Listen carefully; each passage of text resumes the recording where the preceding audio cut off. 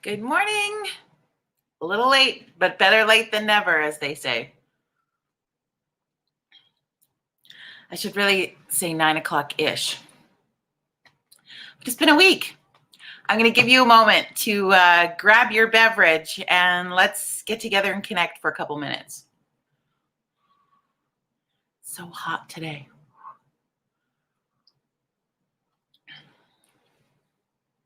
I hope you are well.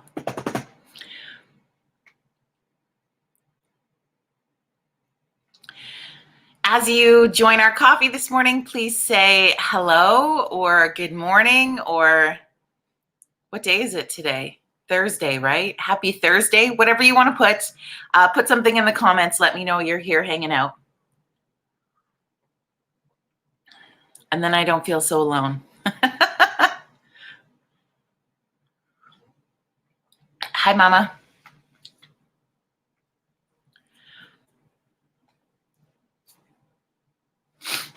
I'm going to give you another minute and then we'll chat. We'll just drink coffee for another minute. Hi, Dwayne. So there's Mom. There's Dwayne. How you doing? Oh, I got a howdy today. I should be wearing I feel like I should be wearing my cowboy hat. It would have been Canadian Finals Rodeo this week had pandemic not have wiped out the sport of rodeo pretty much for the year. So it feels kind of weird to be not there. But I'm not sure, depending on if you follow socials. Good morning, Cheryl. My business partner, Mike LaBelle, and I have put together a little show to sort of relive some CFR memories. And we started the first one last night. It goes at 8 o'clock Mountain Standard Time. And we bring on just different guests from different areas of rodeo to talk about their memories of CFR for the past 46 years. So it's not just the most recent of champions. It's champions from all different eras. It's people from behind the scenes. And it's just kind of a cool thing to share in some rodeo memories from the CFR, and also to even learn a little bit more. Like I'm pretty excited for tonight's show. If you have a chance to join us, we will either be on Limelight Audio and Media's socials. You can also find us on the Canadian Professional Rodeo Association Facebook page and Twitter for the show tonight. And tonight we are joined by some behind the sceners-ish, some are kind of in the front, of the rodeo. So we are having the amazing Nikki Flundra join us. And Nikki has been out in the arena that you would see. She is a trick rider and also does all that beautiful Liberty horse work. But she has also been the producer of the openings for the past several years. So we're going to hear about sort of her role in that.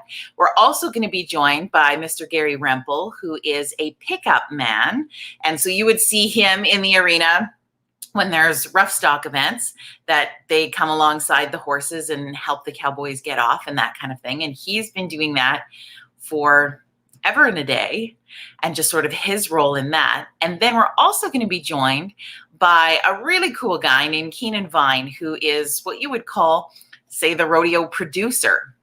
And so Keenan's job over the last couple of years with the CFR, and he does this also with the Calgary Stampede, is he sort of does the run of show for the whole event. And he's making sure pieces are moving and people are doing their things and everybody's in place. And it's kind of a cool gig. Morning, Liz. So we're going to talk to the three of those folks tonight at 8 o'clock Mountain Standard Time. So I hope you will join us for just an interesting look and perspective at three incredibly involved people in the Canadian Finals Rodeo. We're looking forward to that tonight. So it's been kind of fun. So if you feel like you're missing rodeo a little bit, there's an opportunity to connect and have a little bit of fun. How's your week going? I want to hear from you. Sorry, I've been MIA for the week. We had the flu hit our house. As I posted yesterday for What the Fuck Wednesday, my confession or my feeling of what I needed to get off my chest yesterday is my son had the flu. And it was legitimately like a 24-hour, maybe 48-hour, just bug of some sort. And my off the chest thing was just that I felt odd telling people that, because I think we've created this weird space. It's almost like a shame spiral that goes around anybody who's sick. And heaven forbid if one of us in Coffee Club or in our world or in your groups does get COVID, because there's a pretty good chance we will. We can't feel shitty about that. It's inevitable, if that makes sense. Like, I don't think that it matters if you follow the safety protocols the most that you ever can. The chance of you getting it is still there. And it wasn't COVID that Caden had. He just had the flu. But there's this weirdness around it. Are you with me on this? Do you agree with me? And I wonder if we keep this weirdness up, if people are even going to bother to go and get tested. We don't want to stop the process from going forward the way we need it to keep people in our homes and our communities and our world safe. But it sure doesn't feel good. And I've had a few conversations with people about this, about people that might not even bother to go and get tested because they just don't want to be put into this bubble of judgment that is happening in the world. Do you agree? So I felt that yesterday. I really did. And it's weird. And so I wanted to just bring it to our attention, because that's what we do in Coffee Club, is we have conversations about different things and bring awareness. And yeah, Liz says people are scared. They are scared. And I get it. The death numbers aren't high. The case numbers are high right now. So we have to just breathe. And we have to know that, if you get COVID, you're probably not going to die from it. You're just going to have a crappy few days feeling sick with the pieces that you feel sick with. That one is very respiratory. It's very, from what I'm told, it wipes you out pretty good. And that's that. But we're also in November. So we're also in the highest window for colds, for flus, for other influenzas, for sickness, for everything. And you guys, we also have to consider, I think, is that we are now, April, May, June, July, August, September, October, November, 8 months in a pandemic, 8 months in this upside down, turn you sideways world where we're getting exhausted from it. We've lived a roller coaster of emotions. We've been in and out of the house. We've been high and low in emotions. Our mental health has been strapped and tested and pushed and pulled. And you guys, that's going to create exhaustion. That is going to create opportunities where we have to start focusing. And that's what our calendar for November will be, is focusing on our mental health and our health and well-being so that we can stay healthy in our world. But guys, we're going to have shitty days, and we're going to have sicknesses of some sort. And maybe it will be COVID and maybe it won't, but I don't want you to feel ashamed ever.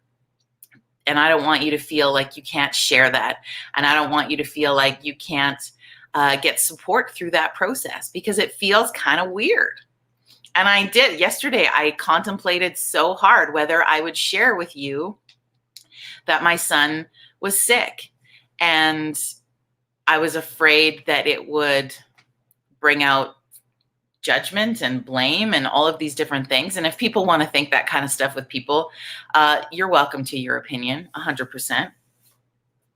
I don't want it. You can keep it to yourself. But yeah, and it just got me thinking about that. So I wanted to kind of see what you guys thought. Have you been feeling that way? Do you find that you have thoughts like that? I mean, we're human at the end of the day. So when somebody's sick, it's probably the first thing that crosses your mind, right? If we're going to be really honest with each other, the first thing you think is, oh gosh, I wonder if they have it. Guys,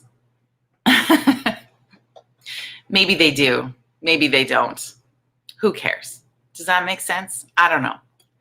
Let me know. You be the gauge of whether it was crazy thoughts or not. But I had lots of you commented yesterday on the post that you're worried if your kids have sniffles or you keep them home with a cold for the day, if they're going to be allowed back into school, or if people are thinking the worst of you or thinking that you didn't do something right. And keep in mind that all of the things that we're doing with our safety protocols, with the social distancing or physical distancing, by wearing masks, by keeping to a cohort, by, washing our hands feverishly, there's still a good chance a chunk of us are going to get this. And it doesn't mean you're dirty. It doesn't mean you didn't follow the rules. It doesn't mean you're careless. It doesn't mean you don't care about your family and your community. It just means there's a virus out there that is highly contagious. That's what it means. And I don't know if that helps you at all. I don't know if it helps me at all because I'm still working through that process, but I know those are some of the mean, evil, creepy thoughts that have come up in the back of my head sometimes. And I thought, you know what? I'm just going to share them out loud. And like we said, we name it to tame it and have a conversation around it. And do you feel the same way? Do you feel like you've had those same thoughts or wondered those same things or feared that judgment or that whatever it is? If people choose to do that, I think there's that saying, again, not easy to actually live by, but I'll remind you anyway, is that other people's opinion of you is none of your business. Right? If people want to think those things, it's none of your business, and it's not going to change who you are, and it's not going to change the incredible person that you are and the mark and the make that you have in this world. It does not change that 100%. It's possible. And I don't know if have we ever really had a conversation around that? I feel it so much more lately because numbers are jumping so high. People are worrying on a different level. People aren't really sure. They're contemplating putting more restrictions back into place. And what does that look like? Yes, we want to flatten that curve again, but I just want to check in with you and make sure that you aren't taking on any fear of judgment or shame or whatever if you or a family member gets sick with COVID or with anything else. Because I know I felt that yesterday making that post, that I had a moment. Kathy says, I look after kids and it's crazy when they have the sniffles. It's normal for cold and flu season, and the walls of fear and caution arise.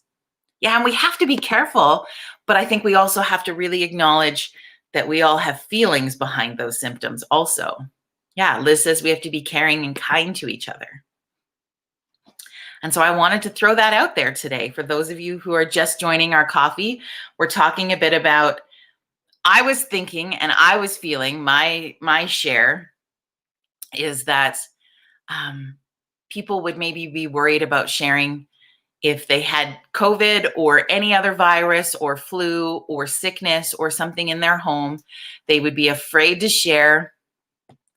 They'd be afraid to share if they had any of those symptoms or any of that was happening because people would treat them differently.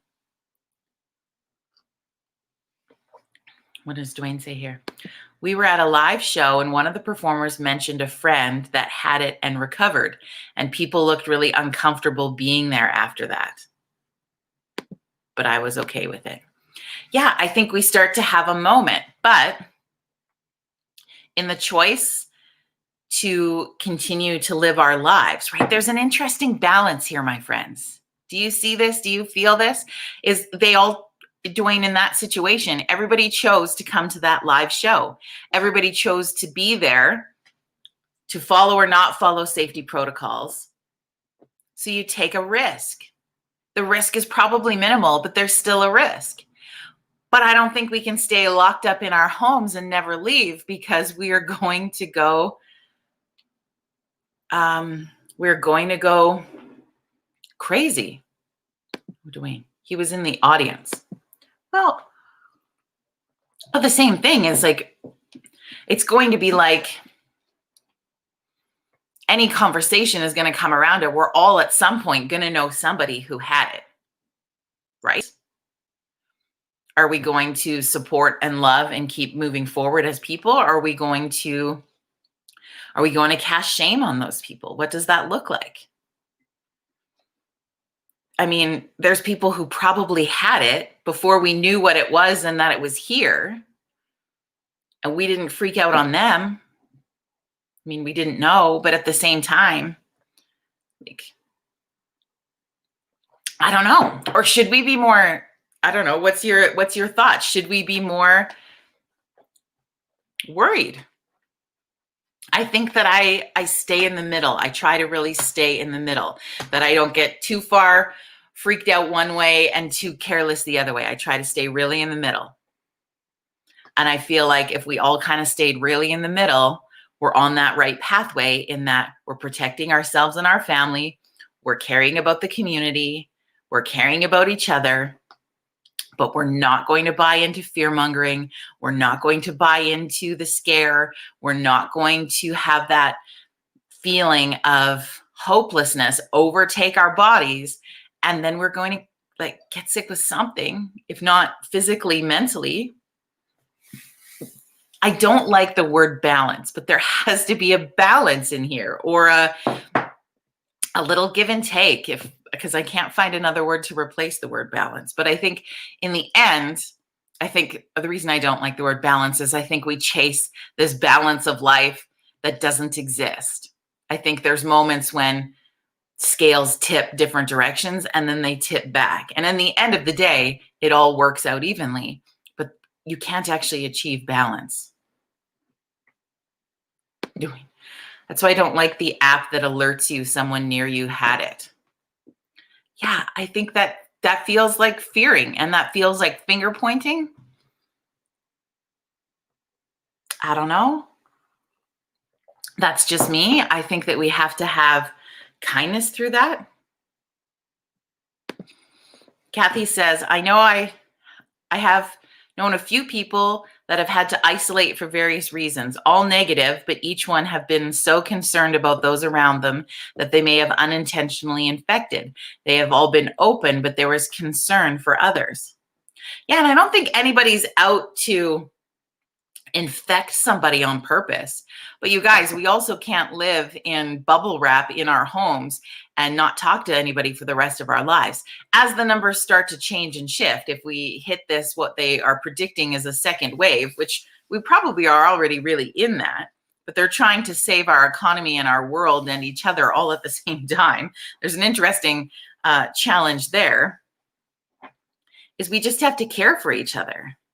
And we can't hate on if somebody gets it, or somebody gets sick, or somebody needs to isolate, and then you have to let the other people know. I think I made a joke about this before, is it feels so much like you're calling all your, like it would be in the instance where if you got a sexually transmitted disease or infection, they call them infections now, and you had to call all the people that you were intimate with. Say you were somebody who did that with a lot of people. No judgment here, whatever.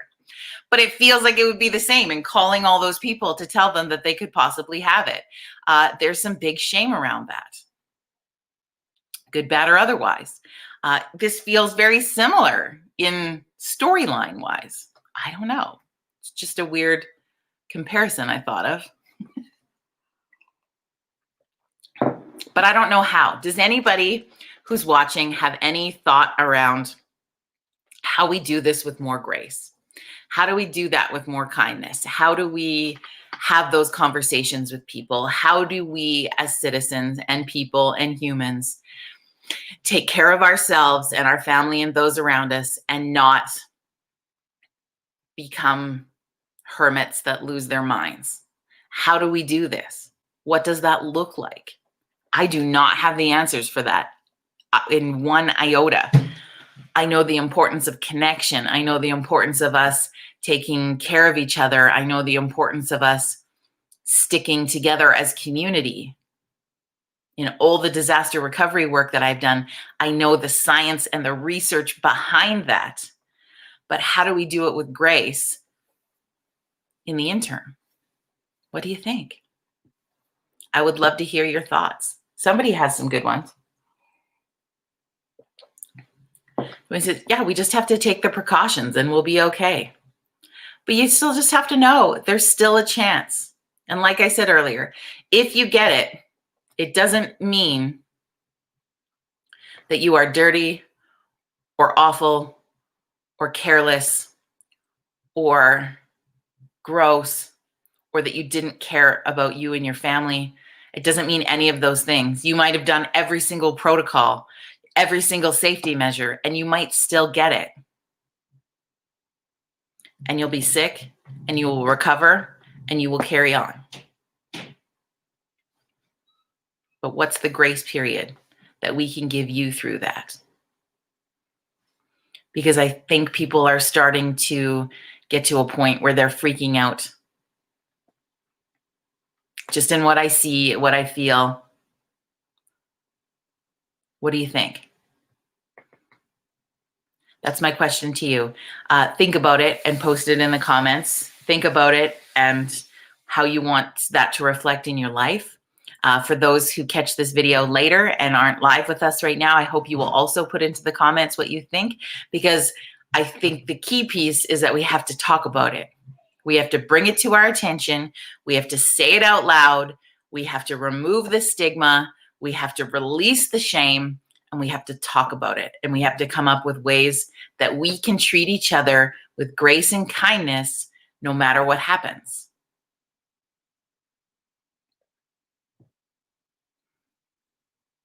And treat people the same way you would no matter what they get, right? Because we're in the time of year where we're going to get regular flu, if that's even a thing anymore. There's all different strands and strands. I mean, I'm not a healthcare worker by any means, but I know that there's different kinds.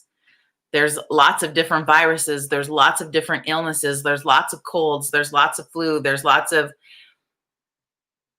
just being run down and exhausted and tired and then being susceptible to different things. There's lots of that. But just keep washing your hands. Just keep washing your hands all the time. And when you're in a situation where you need to wear a mask, just wear it. You know what? You don't have to. It doesn't become about, I know that there's an interesting battle, and I know people are feeling really passionate about the freedoms that come along with it. And I get that. I see it. I understand it. I don't disagree with it. However, we have to be realistic about people getting sick. And maybe right now it's even protecting each other from just other colds and flus.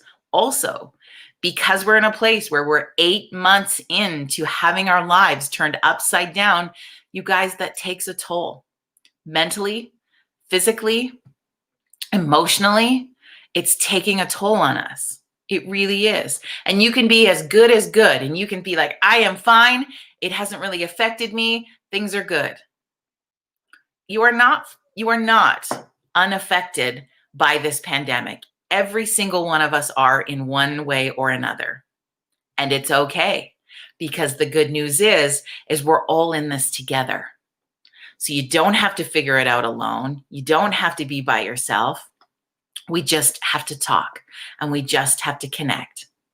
And so 9 o'clock, sometimes 9 o'clock-ish, Mountain Standard Time every day, I'm going to be here and you're going to be here, and we're going to check in on each other. Because I think going into the fact with it going dark sooner, with the stress of, I mean, you guys naturally, normally, and I don't mean to feel doomsy today, I really don't. But naturally, normally, this time of year starts to be really hard for people. There's seasonal depression. There's the stress of Christmas. People are still in really different working situations due to COVID and coming into that. You guys, we're going into a heavy place, or what could be a heavy place. And we got to carry each other through it together. Okay. And I'm going to stop now because I'm going to ramble on forever. And we've gone over our 20 minutes. Normally it's just a quick 20-minute check-in, but I felt my heart was heavy today, you guys, and I wanted to share that with you. Ashley says there's good points and suggestions. Thank you, Ashley. Kathy, just like anything mental health, we need to talk about it open, show empathy, be kind, be supportive, and do the best we can as individuals. 100%. And that's the note I will leave you on today. Continue to have conversation in the comments, please. Let's talk with each other. Let's get through this. Tomorrow is Fun Friday, so we're going to have a Fun Friday guest come and join us and do a little cheer up patrol. And we're going to get through this, my friends. Take care of you. You're really important. You're an integral piece of this puzzle, and you matter. And I hope you have a great rest of your Thursday. Cheers to you, my friend.